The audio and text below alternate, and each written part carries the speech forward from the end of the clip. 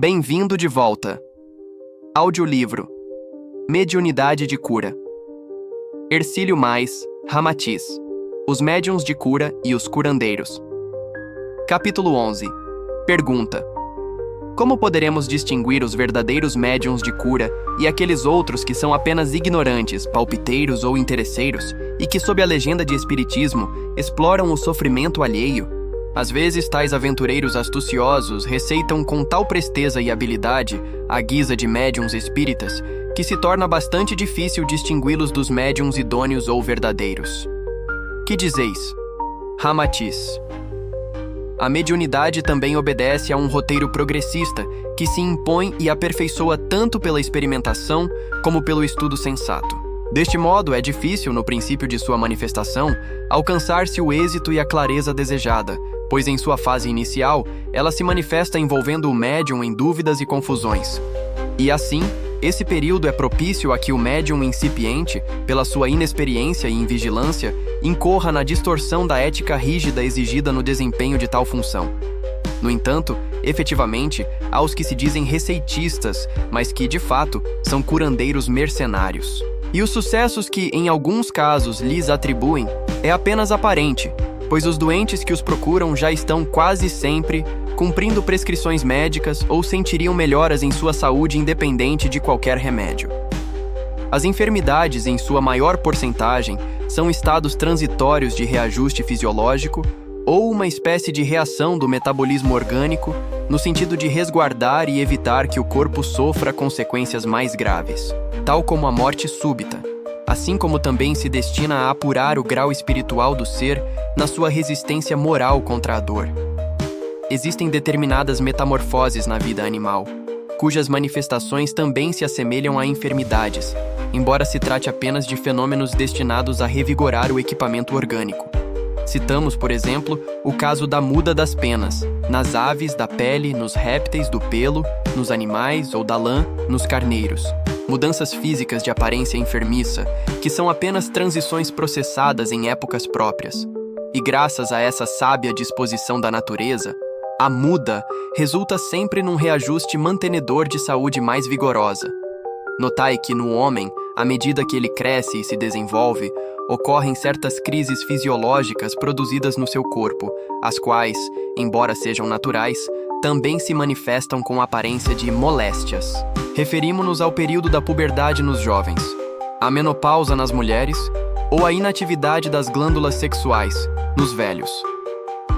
Muitos sintomas desagradáveis ou incomuns no ser humano têm seu ciclo, sua curva ascendente ou descendente, mas desaparecem na época apropriada, sem qualquer interferência estranha. No entanto, se as manifestações e o desaparecimento desses incômodos coincidirem durante o tratamento receitado por algum curandeiro, certamente que o resultado seria tido como invulgar sucesso do mesmo.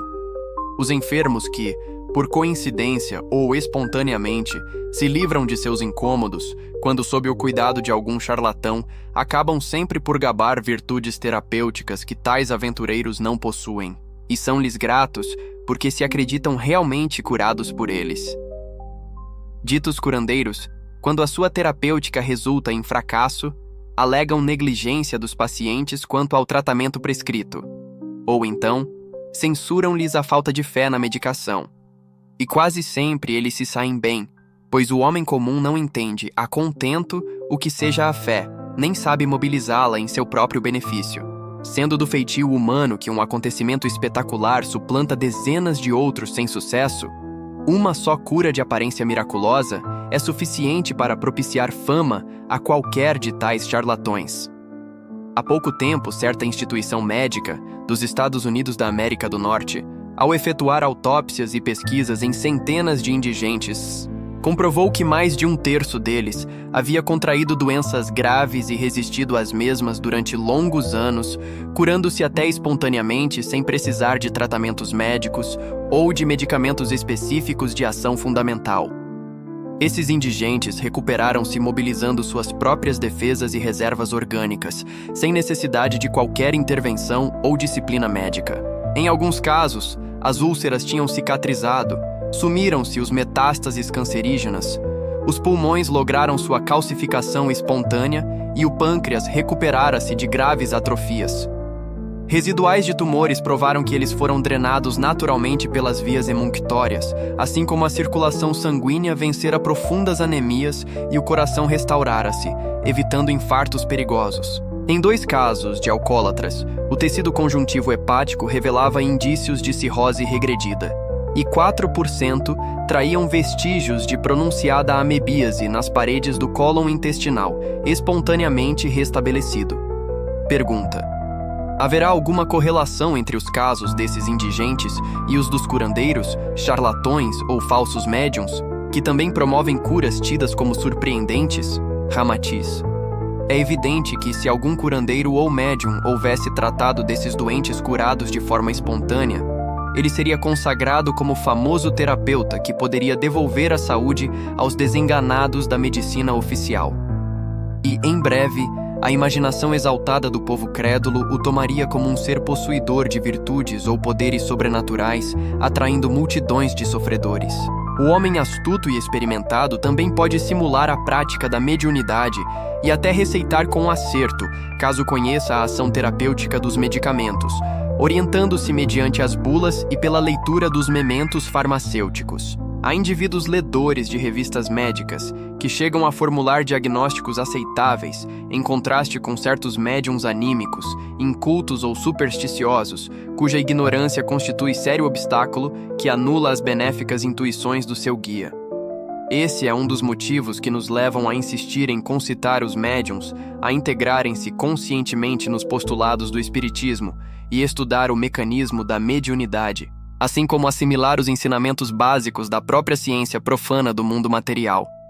Só assim ser-lhes-á possível cooperarem com êxito no serviço terapêutico, em favor do próximo, e sanear o ambiente espírita, afastando os aventureiros e os pseudomédiuns. Pergunta: gostaríamos de ressaltar a necessidade de se fazer a seleção na seara espírita, a fim de que o serviço mediúnico se livrasse dos pseudomédiuns e dos charlatões que oneram as tarefas dos médiuns dignos. Ramatiz: é muito difícil distinguir de início o charlatão na seara espírita, pois o fenômeno mediúnico, principalmente o intuitivo, não demonstra sinais visíveis que comprovem a sua falsidade. Também não existe uma fiscalização oficial por parte do mundo espiritual a esse respeito, afora a advertência de que será dado a cada um segundo suas obras. Não há dúvida de que tanto o médium mercenário que negocia com o dom mediúnico, como o charlatão que o mistifica, igualam-se pelo serviço deficiente, censurável e interesseiro. Malgrado o protesto dos mais sentimentalistas, que não se conformam com o fato de a doutrina espírita sofrer a fiscalização da própria ciência terrena, no futuro, realmente, esta muito ajudará à demarcação definitiva dos trabalhadores espiríticos, definindo serviços mediúnicos reais e justos, em confronto com os que invadem a seara espírita para encetar o comércio perigoso com os Mefistófeles do mundo oculto ou prostituírem o dom mediúnico concedido para sua própria redenção espiritual. O médium intuitivo, bom, honesto e benfeitor, ainda é instrumento preferido para o intercâmbio com os espíritos superiores, antes de qualquer médium sonambúlico ou mecânico excepcional, mas subvertido em sua conduta moral pelo ganho capcioso. Raras criaturas detiveram no mundo faculdade tão poderosa quanto Rasputin, e, no entanto, o seu intercâmbio com o mundo oculto foi apenas um serviço inferior e egotista. Malgrado ele ter sido utilizado pelo alto com a finalidade de apressar a demolição do Império Russo faustoso e cristalizado pela cupidez, vaidade, orgulho e impiedade de uma aristocracia viciosa, explorando o povo esfomeado, o dom mediúnico excepcional manejado por Rasputin não é o que mais beneficia o gênero humano. Qualquer tarefa comum e sem manifestações espetaculares é sempre superior a tal poder, caso esteja garantida pela assistência sublime de Jesus.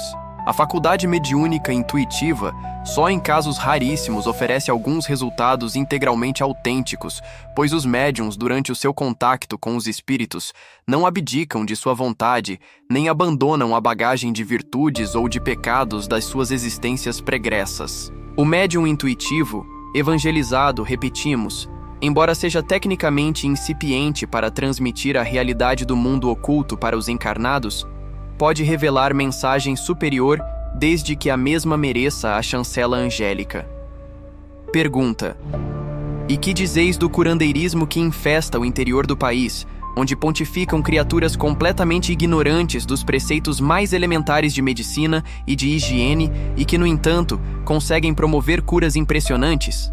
Ramatiz: não condenamos a preta velha, benzedeira, a mulher do responso, o homem das simpatias ou o caboclo analfabeto que, no meio do sertão, produzem benefícios receitando infusões de ervas, xaropes de raízes, emplastros ou pomadas cura-tudo. Eles também podem ser médiuns autênticos, embora servindo noutras faixas vibratórias mais primitivas, e, pela vontade do alto, socorrer as criaturas menos felizes, moradoras em lugares ermos, sem qualquer assistência médica. Seria absurdo exigirem-se desses curandeiros inocentes conhecimentos acadêmicos ou profilaxia rigorosa no seu modo de socorrer o próximo, pois é evidente que eles já fazem o melhor que podem dentro do pouco que sabem. No entanto, os médiuns autênticos e ligados à seara da codificação espírita superam os aventureiros ou curandeiros anímicos, porque estes não possuem a faculdade mediúnica, enquanto os primeiros progridem no exercício positivo e incomum, impondo-se ao respeito público pelo desinteresse de proventos materiais. Alguns pseudomédiuns exploram o curandeirismo lucrativo à guisa de magnetismo, mas não tardam a trair-se no seu mistifório censurável, pela falta de assistência benfeitora que não pactua com a venalidade. Pergunta: notamos que quase todos os médiuns de cura, quando em desenvolvimento mediúnico, iniciam o seu mister terapêutico receitando somente a homeopatia popular da quinta dinamização, e só mais tarde aventuram-se a outros gêneros de medicamentos. Isso é próprio da incapacidade do médium neófito iniciando sua tarefa curadora? Ou a prescrição homeopática da quinta é realmente própria das fases preliminares do desenvolvimento mediúnico terapêutico? Ramatiz: em geral, os médiuns novatos receitam a homeopatia da quinta dinamização por ser medicina menos perigosa e também de maior preferência dos pobres, assim como o fazem pela intuição dos guias mais prudentes. A homeopatia, conforme já dissemos, é medicina mais energia e menos medicamento, cuja ação terapêutica se efetua no limiar do mundo físico e espiritual, tornando-se acessível à influência perispiritual dos desencarnados. 1. Nota do médium. Vide Fisiologia da Alma. Editora do Conhecimento, de Ramatiz. Capítulo As Dinamizações Homeopáticas.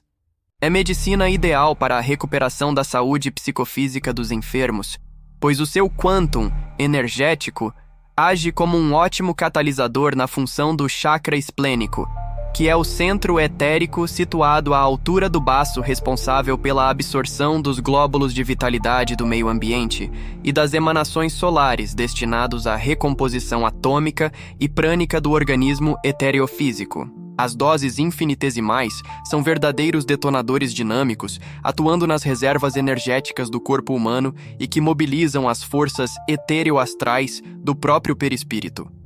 Elas drenam e fazem baixar para o corpo carnal as toxinas produzidas e acumuladas pelo psiquismo na mente devido a emotividades descontroladas. É uma terapêutica mais eficiente para educar o organismo debilitado no ajuste de suas funções habituais, mas sem fazê-lo sofrer os estímulos violentos e próprios dos remédios alopáticos, cuja ação energética tem origem nos extratos de minerais vegetais, animais répteis e insetos que, embora dominem sintomas enfermiços, oneram o metabolismo humano com a carga indesejável dos seus resíduos tóxicos.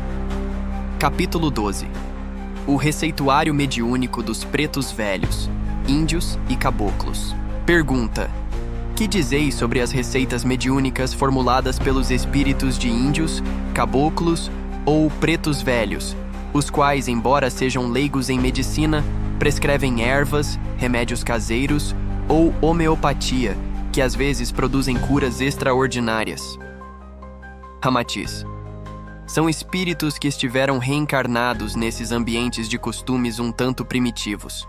Portanto, é natural que ainda se mantenham seus hábitos e convicções anteriores. Então, receitam infusões de ervas curativas, xaropes, fortificantes, homeopatia, ou demais tipos de remédios para debelar os males do corpo físico. Aliás, esses espíritos mais caritativos e serviçais, depois de desencarnados, mobilizam no além todos os seus recursos no sentido de aliviar o sofrimento dos terrícolas, praticando um curandeirismo tão pitoresco quanto o a que já se haviam habituado na Terra. Muitos desses espíritos bondosos, mas ainda incapacitados para atenderem aos empreendimentos espirituais superiores, sublimam sua ansiedade caritativa na realização de tarefas a favor dos vivos. Então, os guias espirituais aproveitam sua boa intenção e índole fraterna, embora ainda se trate de almas inexperientes e de graduação primária. Merecem-lhes todo o carinho e tolerância, uma vez que se devotam aos enfermos do corpo e espírito, quer ministrando-lhes o bom conselho, o medicamento e até protegendo-os contra o assédio das falanges trevosas. Nas residências mais afastadas dos centros populosos, a homeopatia ainda é o socorro de urgência, substituindo o médico ausente e atendendo desde o netinho endefluxado e o vovô reumático, até a titia vítima de pertinaz enxaqueca. Embora reconheçamos sinceramente os benefícios salutares prestados pela medicina alopática, a verdade é que as crianças tratadas exclusivamente pela homeopatia livram-se das injeções dolorosas e das reações alérgicas e dos efeitos tóxicos causados pelos medicamentos corrosivos. A farmacologia alopática, malgrado o seu êxito, também, em certos casos, produz consequências agressivas e indesejáveis nos organismos mais sensíveis. Às vezes, intoxica o fígado e provoca a inapetência ou falta de apetite. Doutra feita, congestiona os rins, anormaliza o estômago, afeta o intestino, contrai o duodeno, mancha a pele, produz urticárias ou cefaleias características das opressões sanguíneas. Assim, a pobreza do vosso país prefere essa medicina pitoresca exercida pelos espíritos de índios caboclos ou pretos velhos, que ministram ervas remédios caseiros ou homeopatia no desejo louvável e cristão de servir o próximo sem interesse ou vaidade pessoal. Ansiosos em proporcionar o maior bem possível, eles servem-se tanto dos médiuns de mesa como de terreiro, pois só lhes importa exercer um serviço benéfico. Embora a medicina acadêmica censure esses espíritos que realmente ignoram os recursos avançados da terapêutica moderna, o certo é que eles seguem humildemente o Mestre Jesus quando recomendava: ama o próximo como a ti mesmo, e faze aos outros o que queres que te façam. Pergunta: por que, embora se trate de espíritos bondosos e caritativos, nem sempre os pretos velhos ou caboclos conseguem o êxito desejado nas suas prescrições medicamentosas?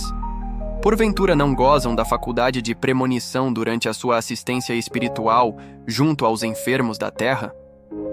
Ramatiz: são almas que servem o próximo de modo incondicional, deixando a Deus o cuidado de promover o merecimento de cada criatura, pois o seu princípio fraterno é sempre o de ajude e passe. 1. Aliás, sabeis que os próprios espíritos angélicos não podem sustar as provas kármicas dos encarnados, quando o sofrimento humano tem por fundamento principal a redenção espiritual do enfermo. 1. Nota do médium. Conceito de André Luiz na obra Agenda Cristã. O artificialismo das drogas às vezes não passa de um entrave à própria limpeza espiritual. A dor e o sofrimento, embora sejam condições indesejáveis por todos os seres humanos, constituem um processo eficaz para drenar as nódoas, crostas e emanações fluídicas que afetam o metabolismo delicadíssimo do perispírito. Eis porque Jesus, o inconfundível guia da humanidade, tanto exaltou o sofrimento na sua função redentora e o louvou de modo incondicional no sublime Sermão da Montanha, destacando-o na sua memorável exortação: bem-aventurados os que sofrem, porque deles é o reino dos céus. Nesse conceito esperançoso, o Mestre exaltou a dor como função purificadora do espírito enfermo, tendo esclarecido depois que o reino dos céus é semelhante a um banquete divino, no qual só podem comungar aqueles que já vestiram a túnica nupcial. 2. Indubitavelmente, só o perispírito diafanizado pelo expurgo das toxinas vertidas pela alma doente pode significar a túnica nupcial, porquanto é ele, realmente, o envoltório do Espírito Eterno. Contudo, apesar dos louvores enunciados por Jesus, quando exaltou a ação redentora do sofrimento, Ele não aconselhou a indiferença diante da desventura alheia. A necessidade do amparo mútuo em nossos sofrimentos foi exemplificado pelo Mestre Divino ao aceitar a ajuda de Simão Cireneu para carregar-lhe a cruz na subida do Calvário. O socorro à criatura humana durante o seu padecimento é sempre oportunidade benfeitora, em que o homem pode exercitar os seus bons sentimentos e despertar a sua natureza angélica. 2. Vide capítulo 18, Parábola do Festim de Bodas. Obra O Evangelho segundo o Espiritismo, de Allan Kardec, edição da Livraria da Federação Espírita Brasileira. A atitude mais certa perante Deus ainda é a de amar o próximo como a si mesmo, quer mereça ou não. Em qualquer circunstância da vida terrena, a indiferença diante da dor e do sofrimento alheio é sinal de crueldade, mesmo quando temos convicção de que o próximo se submete ao processo kármico de sua própria redenção espiritual. A caridade não é resultado de um programa aprovado em discussões, onde primeiramente se julga do merecimento do necessitado ou do melhor aproveitamento espiritual dos seus próprios idealizadores. Na verdade, é fruto de sentimento tão espontâneo quanto o da flor oferecendo o seu perfume sem qualquer interesse oculto. Quando Jesus afirmou que só pelo amor será salvo o homem, ele extinguiu definitivamente qualquer dúvida quanto à nossa verdadeira atitude diante do sofrimento alheio. A sua recomendação dispensa comentários e elimina indecisões, pois revela o segredo de o homem alcançar mais breve a sua própria felicidade. O Mestre não fez exceções nem destacou privilégios, mas recomendou-nos um amor incondicional, desinteressado e puro. Eis porque os espíritos desencarnados, que realmente confiam nos ensinamentos do Cristo, curvam-se humildes e devotam-se ao bem alheio sem quaisquer julgamentos prematuros ou pretensões egoístas.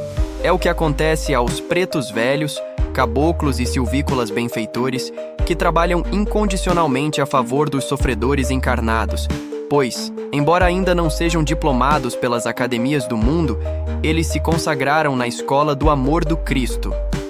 3.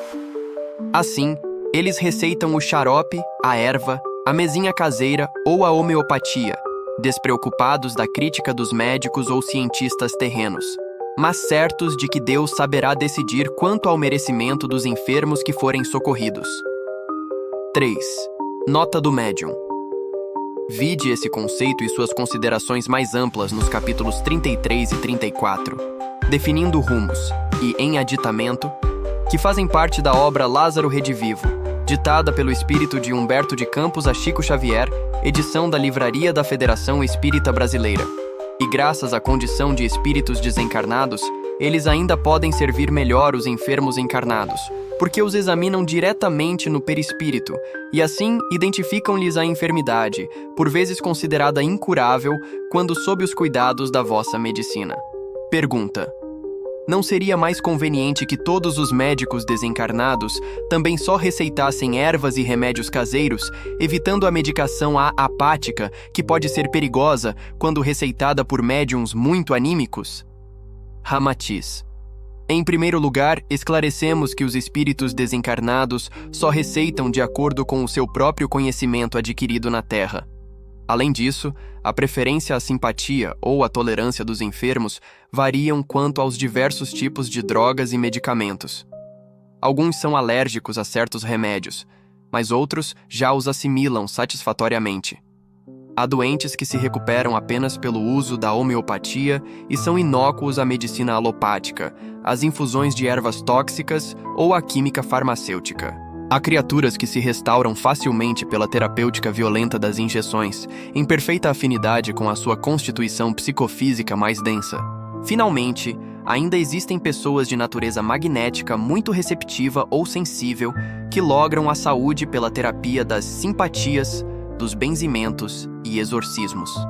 Em consequência, os espíritos de médicos desencarnados procuram receitar aos enfermos a medicação mais adequada ao seu tipo orgânico ou psíquico, atendendo mais ao doente do que propriamente à doença. Deste modo, o remédio miraculoso indicado pelo preto velho a determinada criatura pode ser inútil e mesmo nocivo a outro tipo de indivíduo condicionado somente à homeopatia. Esse é o motivo por que ainda existe no vosso mundo um arsenal tão heterogêneo e variado de medicamentos e os diversos tipos de dietas e sistemas de tratamento, a fim de se atender aos tipos humanos conforme os seus complexos biológicos e não de acordo com suas doenças. Pergunta: que dizeis do sucesso do receituário de pretos velhos, silvícolas e caboclos nos terreiros de Umbanda, enquanto já não lhe sucede o mesmo êxito nas suas prescrições junto à mesa espírita kardecista? Ramatiz: os pretos velhos, os caboclos e os índios logram melhor êxito nos trabalhos de Umbanda, porque ali encontram o clima psíquico mais simpático e dinâmico à sua índole e aos costumes primitivos que lhes foram familiares na terra. Nesse ambiente pitoresco, eles reavivam suas reminiscências terrenas, evocam suas experiências de curandeiros, quando, ainda encarnados, manuseavam a medicina ervanária ou o processo da magia de campo e de mato. Não vos deve surpreender o melhor resultado terapêutico que eles obtêm no ambiente de Umbanda, pois as ervas, as infusões caseiras, a homeopatia, os exorcismos, os benzimentos e as simpatias sempre foram os recursos de que se utilizaram na Terra para atender aos enfermos de corpo e de alma. Eles sentem-se mais à vontade no clima catalítico, que os ajuda a dinamizar suas forças psíquicas pelas sugestões regionais eletivas, pelos cânticos ou pontos, objetos, patuás e rituais que lhes contemporizam o próprio saudosismo do orbe terráqueo. Ali associam os motivos e as condições já vividas na matéria e misturam-se entre os filhos do terreiro, livres de quaisquer complexos ou constrangimentos, enquanto manifestam o seu temperamento no próprio linguajar de sua pátria terrena. Junto à mesa espírita kardecista, os guias receitam quase somente pelo contato perispiritual, enquanto os médiuns escrevem apressadamente pela via intuitiva. No sistema de Umbanda, os pais de terreiro atuam pelos plexos e gânglios nervosos dos seus cavalos, conversando, indagando e até modificando a receita indicada anteriormente. Movimentam-se pelo terreiro luz acesa e sem concentração, em que ajustam os médiuns à sua própria configuração perispiritual, os pretos velhos. Os silvícolas e os caboclos batem papo com os filhos de Umbanda, ouvindo-lhes as queixas e estudando-lhes os problemas, enquanto recomendam a medicação e a dieta mais adequadas a cada caso. Embora louvemos a resolução sadia de Allan Kardec em escoimar o espiritismo das práticas supersticiosas e dos ritualismos inúteis e dispensáveis, o bom espírita deve respeitar o ensejo mediúnico dos terreiros de Umbanda, em cujo ambiente fraterno os espíritos ainda afeitos às formas do mundo terreno também encontram um ambiente espiritual eletivo para exercerem o bem sob a inspiração do Cristo. Pergunta: mas não é estranhável quando os pretos velhos ou os caboclos também receitam alopatia, num desmentido à tradição ou ao receituário peculiar do mediunismo de Umbanda? Ramatiz: não opomos dúvida a que o preto velho, o caboclo e o silvícola às vezes prescrevam drágeas, comprimidos, injeções, sedativos e até antibióticos que não conheciam em vida, em flagrante contradição ao seu velho hábito de receitar ervas, infusões, xaropes ou homeopatia. Mas isso explica-se facilmente pela interferência anímica dos próprios médiuns ou cavalos de Umbanda, quando eles prescrevem a alopatia que é do seu conhecimento pessoal e lhe emerge do subconsciente associada à natureza da doença do consultante. Aliás, não existindo regra sem exceção em todo o cosmo, há casos urgentes em que os pretos velhos ou os caboclos decidem-se pela alopatia, mas eles assim o fazem sob a recomendação de espíritos de médicos desencarnados que também os ajudam e os assistem do lado de cá, uma vez que o serviço de socorro espiritual aos vivos é sempre efetuado por meio de equipes. Acontece também que quando o cavalo de Umbanda, além de médium, é médico, custa-lhe vencer o seu próprio condicionamento acadêmico, forjado na sua profissão escrava da medicina alopática. Embora atuando sob a influência dos pais de terreiro e prescrevendo corretamente a medicação para combater as doenças dos consulentes de início, o médium médico substitui os remédios de ervas, infusões e mesinhas domésticas pela sua farmacologia alopática mais conhecida, a qual lhe inspira mais confiança. Mas esses percalços não significam desdouro para o médico entregue à tarefa generosa e humilde de servir ao próximo, embora o faça no ambiente de umbanda, desde que se despreocupe de qualquer remuneração profissional. Em breve há de atrair para junto de si os espíritos de bom quilate espiritual, capazes de ajudá-lo no desempenho de suas tarefas caritativas. Quer o médico receite ervas, xaropes ou infusões sob o comando dos pretos velhos e dos caboclos, ou seja, pela intuição acadêmica de outros colegas desencarnados, sempre há de lograr melhor sucesso quando faça o bem pelo bem. Em verdade, a cura dos enfermos não se subordina somente à capacidade ou à fama dos remédios prescritos pelos médicos ou pelos espíritos desencarnados, mas o sucesso quase sempre depende da receita mais acertada. Não importa se é homeopatia, xarope, erva, injeção ou antibiótico, mas sim, se a prescrição se ajusta perfeitamente às condições do enfermo. Quantas pessoas no vosso país, depois da via crucis pelos consultórios médicos hospitais e tratamento de águas terapêuticas aflitas por livrarem-se da úlcera gástrica ou duodenal, depois conseguiram restabelecer-se prontamente, só pelo uso prolongado da famosa erva original do Brasil, denominada Maitenus iliciforia martius, ou mais popularizada como espinheira santa? Assim, o médico que desenvolve sua faculdade mediúnica no intercâmbio humilde entre os espíritos de pretos velhos, caboclos ou silvícolas, mas preocupado apenas em servir o próximo sem qualquer interesse pessoal, não deixa de ser um espírito superior liberto do preconceito acadêmico do mundo transitório para filiar-se às falanges do bem inspiradas por Jesus. Pergunta: explicam-nos alguns umbandistas que a figura do pretovelho do caboclo, ou mesmo do silvícola, às vezes esconde o espírito de avançado cientista ou famoso médico do passado, que então receita os medicamentos alopáticos de seu conhecimento e experiência nas existências anteriores. Que dizeis? Ramatiz: sem dúvida o sábio incomum, o estadista famoso, o médico tarimbado ou o cientista genial também costumam encarnar-se nos ambientes humildes do mundo e viver os ascendentes biológicos mais medíocres quando desejam ou precisam olvidar a cultura, o poderio ou o prestígio de sua personalidade pregressa, por vezes tão comprometida pela prepotência, vaidade ou ambição. Sob o conselho dos seus mentores espirituais, eles então se decidem por uma linhagem carnal de ancestralidade biológica hereditária mais humilde, reencarnando num organismo deficiente ou de sistema nervoso rude. Escolhem os lares mais deserdados, em cujo ambiente fiquem impedidos de quaisquer relevos ou distinções incomuns entre os homens. Mas não há desdouro nem desmentido no processo evolutivo da alma imortal, quando, apesar do seu avanço intelectual e científico no mundo terreno, depois precisa envergar o traje humilde do preto velho ou do caboclo rústico, a fim de conseguir o seu reajustamento espiritual combalido e tão prejudicado no pretérito. Em verdade, trata-se apenas de um estágio ou espécie de descanso intelectual em que o espírito superexcitado por excessivo nacionalismo efetua a salutar decantação de sua personalidade humana que fora muito envaidecida com as lentejoulas brilhantes do cenário terreno. Graças a um cérebro medíocre e incapacitado para os avançados raciocínios e concepções científicas na especulação das formas, ele evita aflorar os próprios conhecimentos incomuns adormecidos na memória espiritual de que abusou outrora. A existência terrena singela não funciona à guisa de expiação, mas na forma de um freio ao intelecto indisciplinado, pois, sem os atávios de superfície, ela também significa algo de repouso para o ego, envaidecido pelos ouropéis transitórios. Sem os louvores e o destaque que lhe nutriam a vaidade no passado, o sábio, o estadista, o médico ou cientista, então, efetua um verdadeiro dreno psíquico e o expurgo do tóxico intelectual produzido pelo orgulho ou vaidade da velha personalidade humana. A inteligência, a capacidade e a prepotência incomuns do passado atrofiam-se pela ausência de estímulos pessoais e relevos decorativos no seio da humanidade.